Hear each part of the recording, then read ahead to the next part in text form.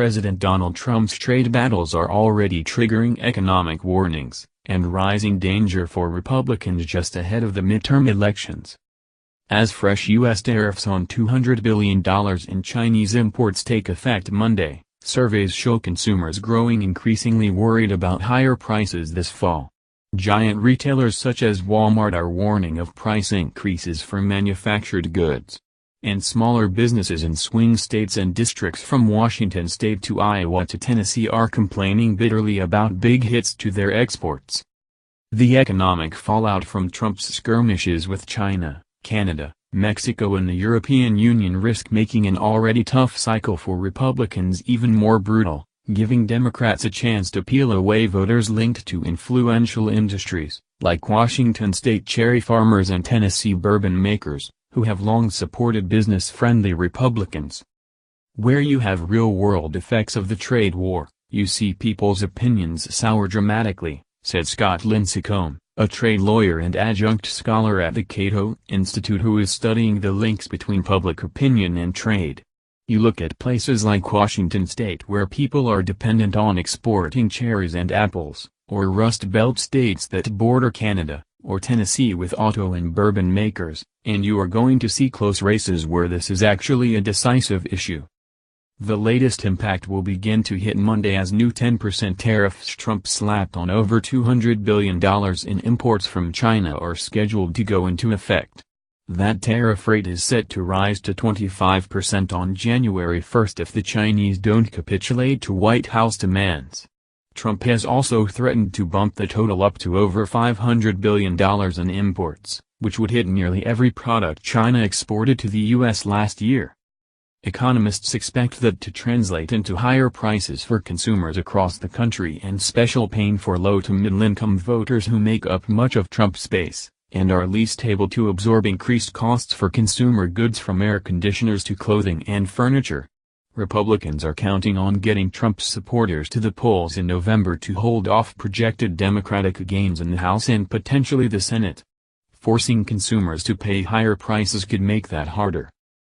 If you are kind of in the middle or lower income groups, you are buying a lot of what economists call tradable goods and you'll be hit a lot harder, said Kyle Handley, assistant professor of business economics and public policy at the University of Michigan's Ross School of Business. This is basically the Trump voter who is going to see the biggest hit to their total spending. Evidence is already piling up that consumers and businesses are growing increasingly nervous about Trump's trade policy.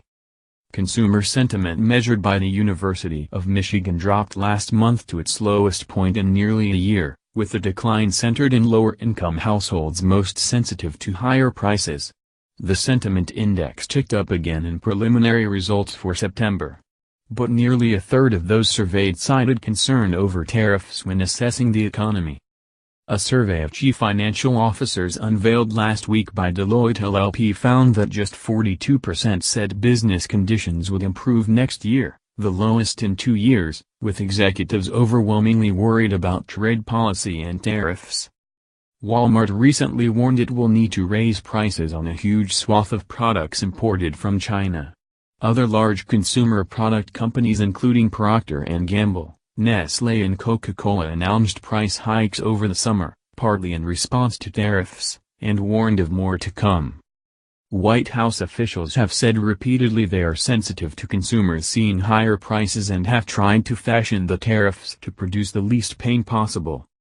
If you look at the way we've designed these tariffs, one of the things we've done is we targeted stuff that you can buy from somebody else. And so this maximizes the harm to the Chinese producer while minimizing the cost to the American consumers, White House Council of Economic Advisers Chairman Kevin Hassett said in a recent Fox Business Channel interview. The White House did not respond to a request for further comment on the impact of trade on the midterms. While many U.S. consumers may be able to absorb the impact of the 10% levies, economists say that if the Chinese tariffs eventually expand past $500 billion and rise to 25%, the hit to overall consumer spending and sentiment will be significant. If you look at the tariffs that they put on washing machines, you've seen an increase in prices and a decline in consumer demand, and we should expect to see the same from these latest tariffs, said Simona Makuta, senior economist at State Street Global Advisors. I get the sense that even President Trump is not that keen on going up to 25%. This is almost like a plea to get people to come to the table and talk. Democrats are seizing on the trade issue in close House and Senate races across the country, such as in Tennessee for the Senate seat being vacated by retiring Republican Bob Corker. Democratic nominee Phil Bredesen, the former governor, is locked in a tight race with GOP Representative Marsha Blackburn in what otherwise might be a safe seat for the party. Bredesen has repeatedly hammered away at Trump's tariffs, which are hitting the state's large automotive, hog farming and bourbon industries. Blackburn, a strong Trump supporter, has been critical of the president's trade policies but stopped short of demanding that Congress take away Trump's tariff authority.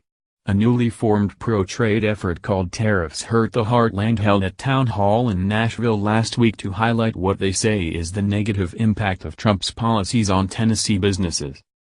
Democratic incumbent Senator Heidi Heitkamp in North Dakota recently ran an ad with soybean farmers talking about the hundreds of millions of dollars in lost sales to China.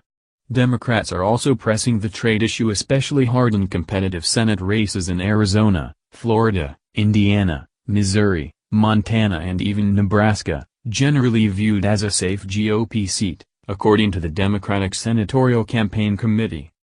The same holds true in House races in competitive districts that rely heavily on exports.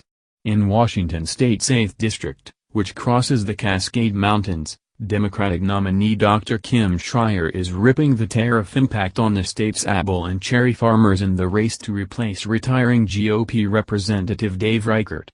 Democrats have never won the seat.